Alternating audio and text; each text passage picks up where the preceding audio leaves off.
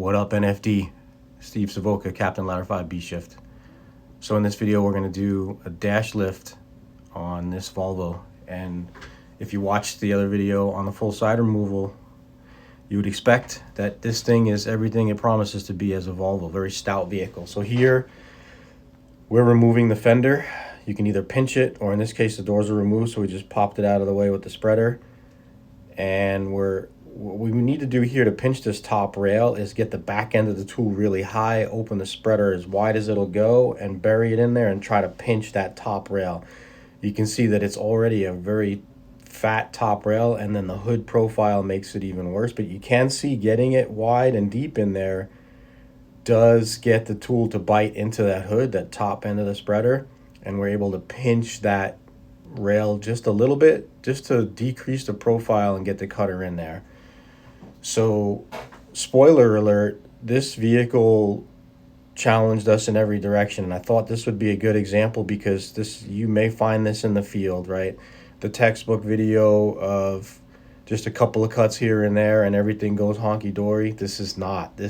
We ended up using the Ram because the spreading techniques that we're used to, the textbook techniques, did not work. So I thought this would be a good video to watch. Hopefully you stick it through. It is pretty long, I will tell you that, but there's some good stuff in here. So here, we're trying to cut through as much of that top rail as possible. Again, we operate between the front strut and the firewall, so rearward of the front strut.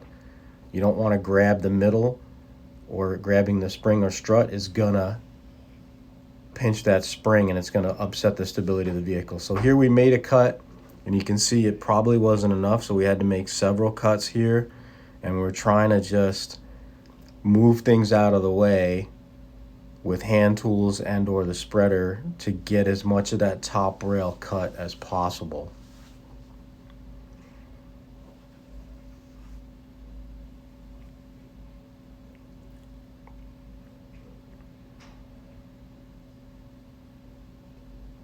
And again, we're using the EBFC 320. So remember, this is what Truck One has. It's a 60-pound tool. It's right about 58 pounds, I believe.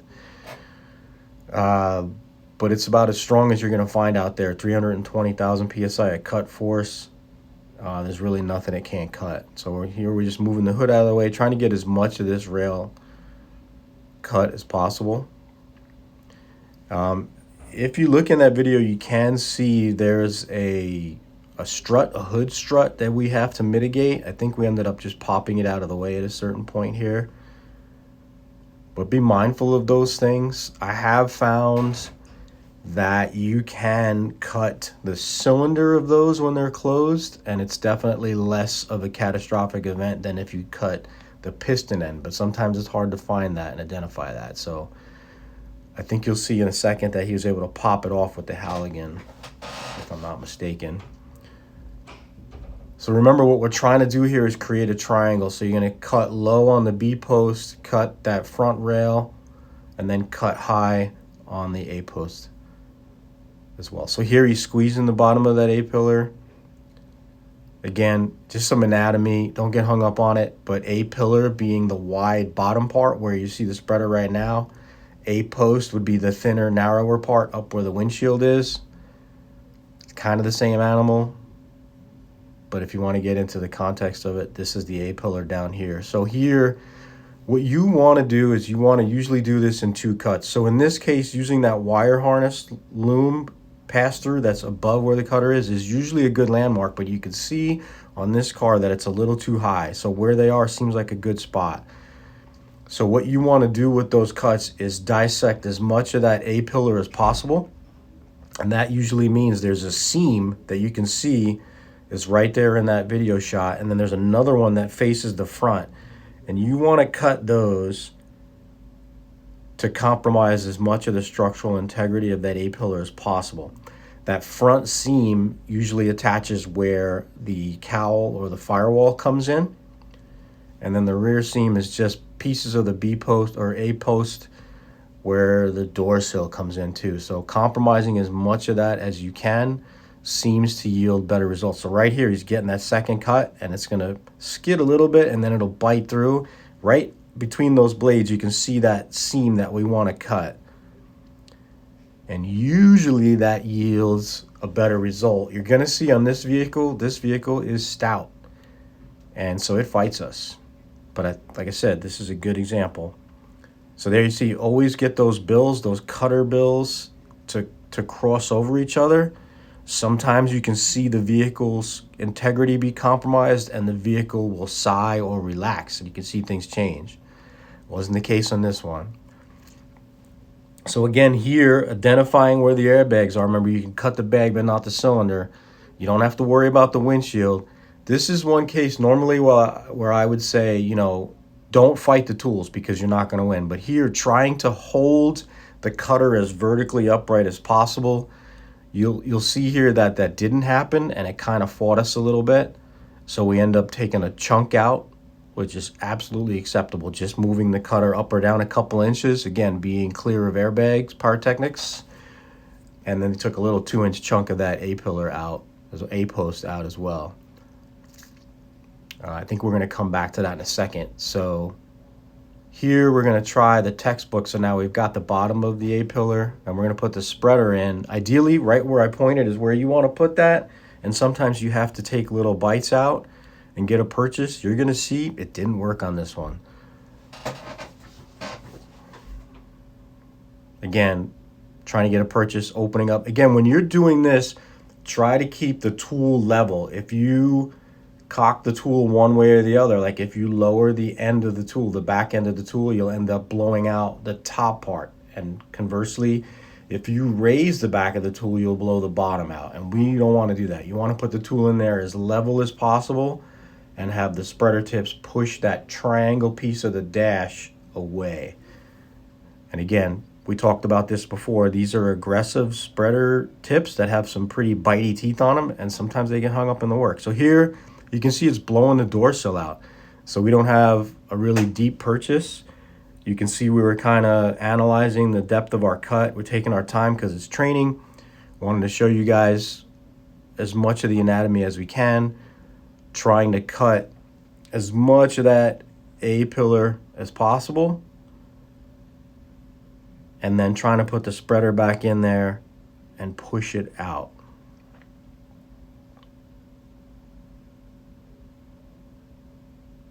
So we're just looking to check the depth of our cuts. Obviously, in an emergency situation, we wouldn't be analyzing it as much, but these are great training exercises and lessons learned here. So we're trying to get a better cut around there. I'm gonna just kind of sneak over their shoulder a little bit and finish that cut.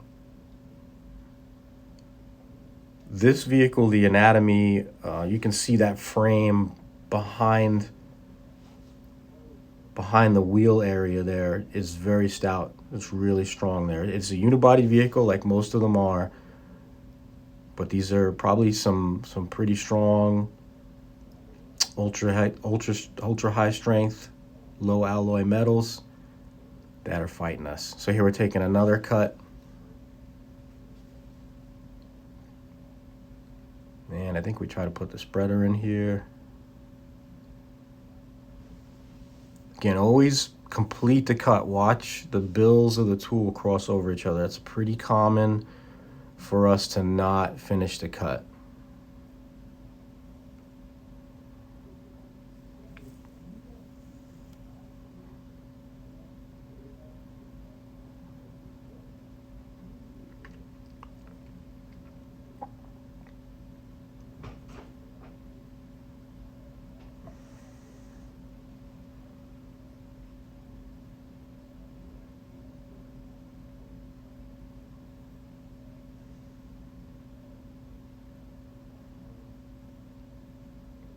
Again, we're just kind of trying different angles. Put the spreader in there. And we're not really having a lot of success. So if this was a real emergency, we probably would move to a different technique or a different tool faster.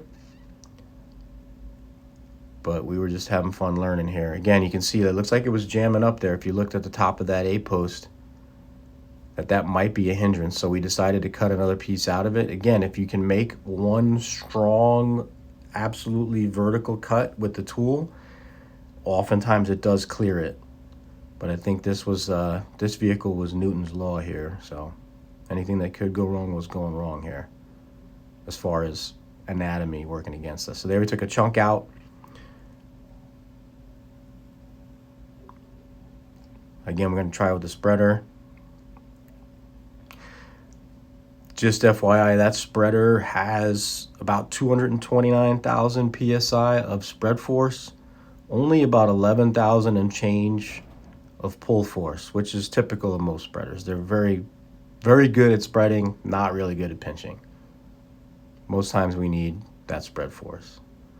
So here we realized that part where Firefighter Smith was pointing to, that inner part of the wheel well kind of firewall intersection, was fighting us. So we tried to get another cut. I don't know that it was working very well. And then I think here's where we decided that we were just going to use the ram. And the ram, is something that, it's a tool that goes in the back of our minds that we often don't pull out right away, because we're really good with cutters and spreaders, and we can do a lot of work with cutters and spreaders. But sometimes you just need angles and you need push force versus trying to use the spreader. And coincidentally, the ram only has about 10,000 PSI of push force, but it's all about angles and what you're trying to move. So in a minute, we're gonna use the ram, and then we'll use the spreader. We'll figure out the angle we wanted to use the ram in, and then we use the spreader to pinch the door sill and use it as a base to push the ram off of.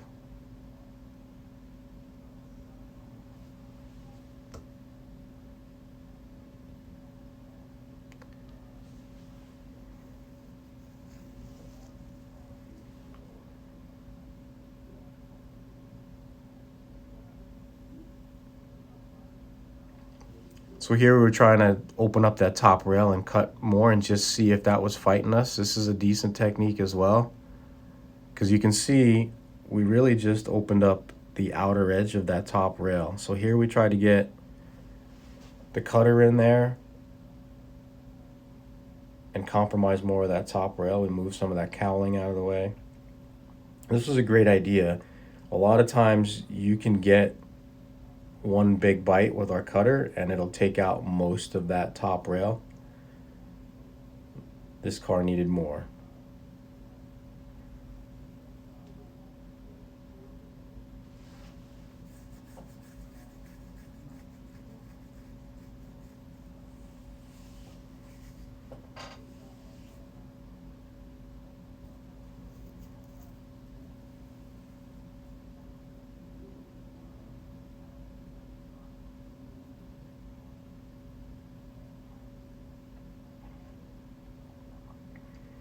Oftentimes when we cut that top rail, that's another strong structural component that we're compromising, and you can see the vehicle kind of move when we do that. I don't know that we saw that in this vehicle.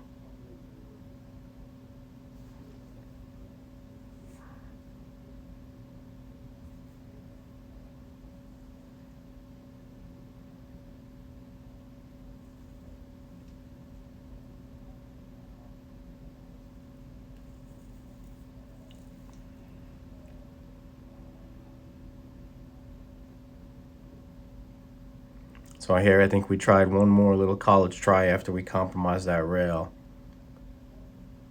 And I think we ended up getting, maybe an inch or two. You can see that it did actually lift a little bit. And sometimes, oftentimes on a legit extrication scene, that's really all you're looking for is an inch or two to take that steering wheel off a patient's leg or to lift the dash off their thighs, right? That's usually all you're looking for. Again, very often in training, we look for the show, right? We want to lift the dash up 6, 8, 10, 12 inches for the appeal. But here, just trying to see how much we can move this dash. And then we ended up going with the ram. So remember, when we use the ram, oftentimes the ram is going to impede the extraction of the patient. Oftentimes it's in the way of getting them out. So what we can do is use the ram, push the dash where we need it, and then capture that progress with either cribbing or another spreader, pop it in there and hold it, and then take the ram out. So here we're going to get the ram, determine the angle we need. Remember, you don't want the ram standing up very high. If you shoot for that 45 to 60 degree angle, remember you're trying to push that dash away from the patient and not straight up. So here they're laying it, determining the angle they want to see where the base is, and then they'll get the spreader to pinch the dorsal, and then they're going to end up. So he's going to move that spreader in just a little bit and pinch the dorsal, and then you'll see them push the ram. This ram, again, a little bit over 10,000 psi of push force. It's about a 41-inch ram, and then there is an extension kit that'll give you, I believe it's another, I think it'll take it to about 60 inches. And that extension, by the way, goes on the base. So not the part you're seeing right there, it'll actually go on the base, and it just gets pinned in.